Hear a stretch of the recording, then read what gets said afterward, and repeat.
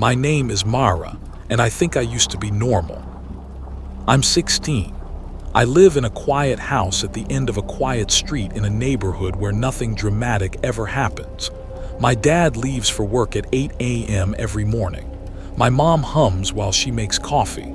My little brother complains about everything. If you looked at us from the outside, you'd see a completely ordinary family. That's the problem. Because I've started noticing small things, tiny inconsistencies, moments that don't quite line up, the kind of details you're supposed to ignore. And I tried to ignore them. I really did. But once you start paying attention to patterns, you can't stop. And I think something in this house has started paying attention to me too. I came downstairs for breakfast and found my parents already seated at the table. That wasn't unusual. What was unusual was that they were both sitting perfectly upright, hands folded in front of them, not eating. They were just looking at me, smiling, not wide, not exaggerated, just prepared. "Morning," my mom said. Her voice was right, tone, pitch, everything, but the timing was off. She said it a fraction of a second after I stepped into the kitchen, almost like she had been waiting for a cue. "Morning," my dad echoed. They said it with the same cadence. Identical. My brother Ethan was already chewing cereal, but he wasn't slouching like usual. His back was straight. His spoon movements were precise, mechanical. I stood there longer than I should have. "Did I miss something?" I asked. "No," they all said. At the same time. That's when the first thin thread of unease slid under my skin. They laughed afterward like it was funny. My dad shook his head and said, "Jinx." My mom reached for her coffee. Ethan rolled his eyes. Normal resumed. But I had already felt the misalignment. That day at school, I told myself I was overreacting. People sync up sometimes. Families mirror each other without realizing it. Still, when I got home, I watched them differently. I started counting. My mother blinked every 4 to 5 seconds when she was listening to someone. Always had. A subtle flutter. That evening, while I told her about a math quiz, she blinked once. Then didn't blink again for nearly 20 seconds. I stopped mid-sentence. She blinked twice quickly, as if remembering. "Sorry," she said. "Continue." I continued. My father usually asked follow-up questions. Always, he liked details. That night, he didn't interrupt once. He just watched me, nodded occasionally. His nods were evenly spaced. 1, 2, 3. My brother didn't fidget. Ethan never stops moving, ever. But he sat still through dinner. I tested something. I dropped my fork intentionally. The clang against the plate was sharp. All three of them turned their heads toward the sound at exactly the same angle. Same speed. Same expression. Then they looked back at me. "You okay?" my mom asked. "Yeah." My heart was beating too fast. I didn't sleep much that night. The next morning, things were normal again. My dad coughed randomly. My mom spilled a bit of coffee and swore under her breath. Ethan tripped over his own backpack. Chaos, imperfection. Relief washed over me. Maybe I had imagined it. Then Thursday happened. I came home earlier than usual because my last class was canceled. I didn't tell anyone. The house was quiet. Too quiet, but not in a horror movie way, just paused. I heard voices from the living room. My parents were talking. I stopped in the hallway when I heard my name. She noticed the timing, my mother said. "We can recalibrate," my father replied. Their tones were flat, clinical. Her observational threshold is higher than baseline. I felt something cold spread across my shoulders. I stepped backward, heart hammering. But the floor creaked. The voices stopped. Silence. Then my father's normal voice called out, "Sweetheart, You're home early. When I walked into the living room, they were sitting apart on opposite couches. The TV was on, a cooking show. My mom smiled. We were just talking about dinner. I stared at them. You said my observational threshold was higher than baseline. They blinked, almost in sequence. My father frowned slightly. What? You said I noticed the timing. There was a pause. Not confusion. Calculation. My mom tilted her head. Honey, I think you misheard. Her tone was gentle, perfectly measured. I felt small, paranoid. Maybe I had misheard. Sound carries strangely down hallways. I laughed awkwardly. Yeah, probably. But that night, I lay in bed and replayed their voices in my head. They hadn't sounded like themselves. They had sounded like people describing me, not talking to me. The next week, I began testing more deliberately. I changed my routine. Left for school 5 minutes earlier. Came home 10 minutes later. Skipped dinner once without warning. Each time, there was a brief hesitation in their responses. Micro delays, like buffering. If I deviated from expectation, they took longer to answer simple questions. How was your day? My mom asked one evening. Fine. What did you do? I shrugged. Nothing. She froze for half a second too long. Nothing, she repeated, like the word was unfamiliar. Yeah. Another delay. Okay. I started noticing other things. The family photos on the hallway wall were slightly off. Not dramatically, just off. In one picture from when I was 8, my hair was parted on the opposite side. In another, Ethan's missing tooth was on the wrong side of his mouth. Small continuity errors. I asked my mom about it. That's always been that way, she said without looking. It hasn't. She smiled. You're imagining it. Maybe I was. So I checked older photos on my phone. They matched the frames on the wall. I zoomed in. The digital files had changed too. That's when the fear stopped being about my family and started being about reality. On Wednesday night, I pretended to fall asleep early. Around 1:13 a.m., I heard movement in the hallway. Soft footsteps. 3 sets. They stopped outside my door. Whispers. She's entering the active awareness phase. We need to reduce variance. Full reset carries risk. My breath was shallow. I didn't move. The doorknob turned slowly. Light from the hallway spilled across my floor. I kept my eyes closed. I felt them standing near my bed. Watching. Not breathing heavily. Not shifting weight.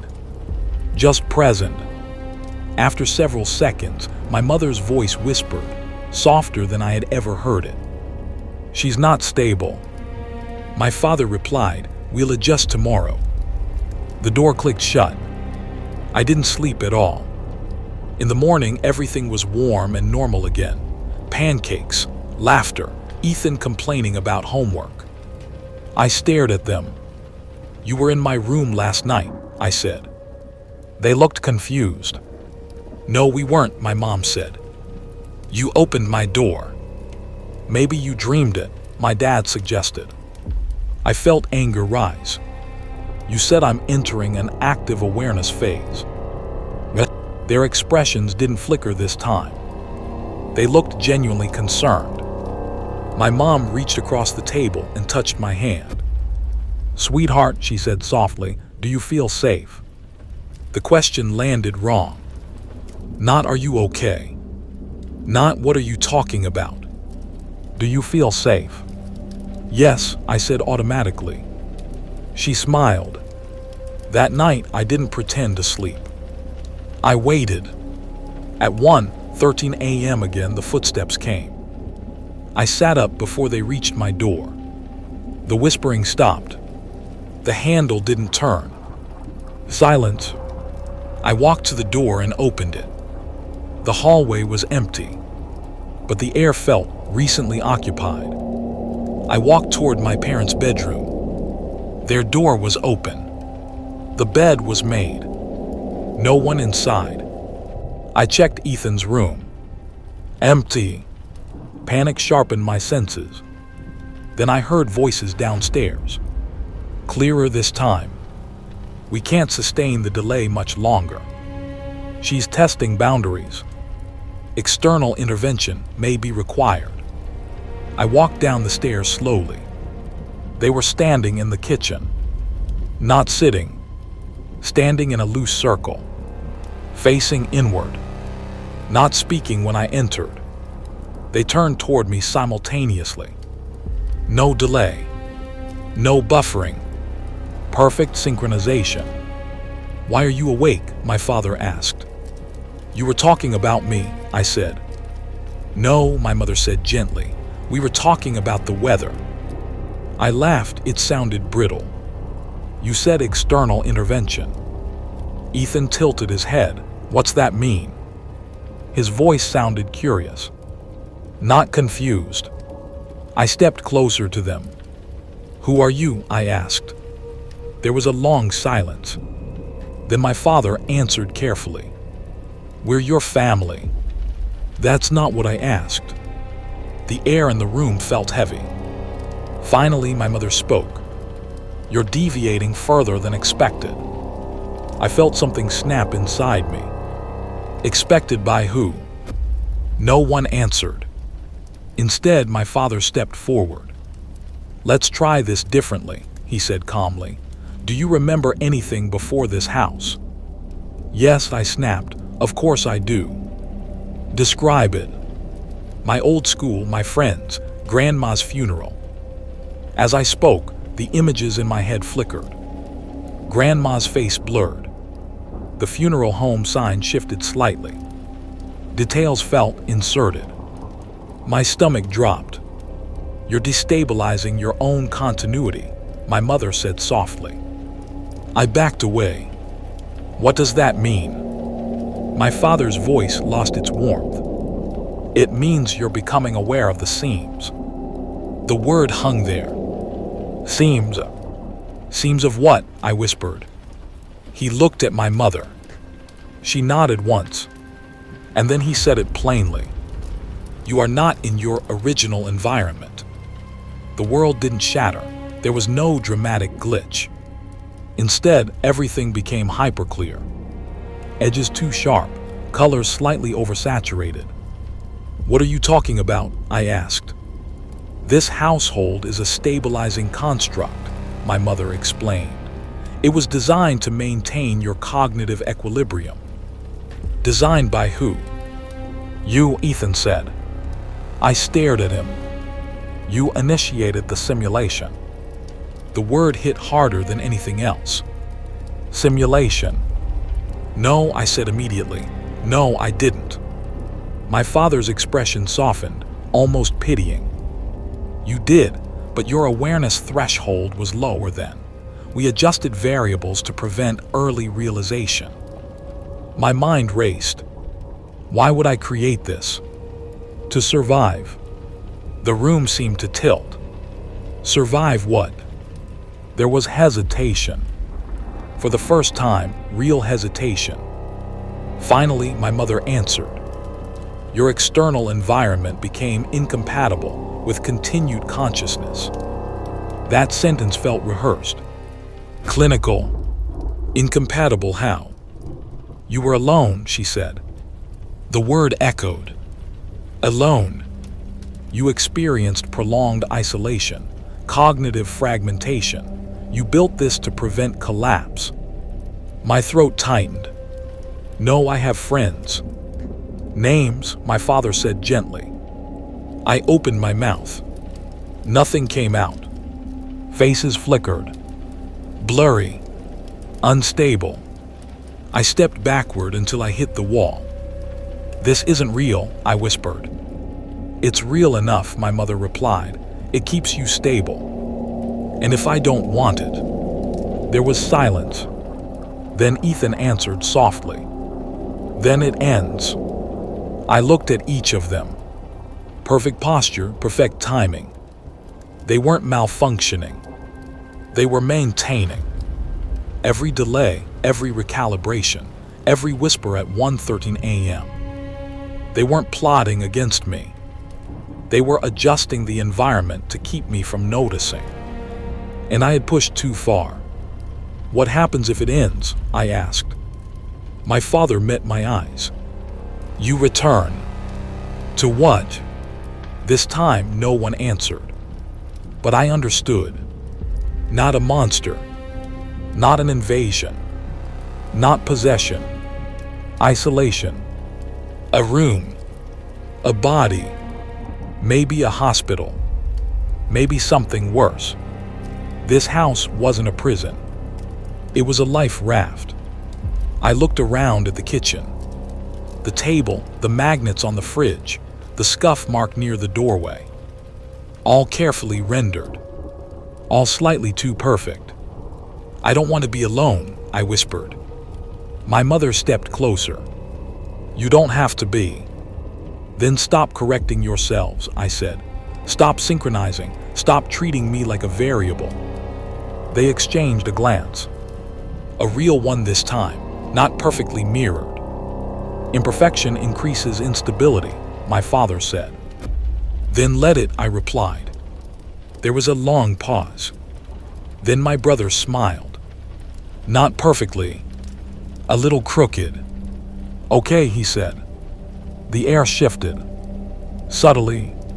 The lighting warmed slightly. The edges softened. My mother blinked twice, unevenly.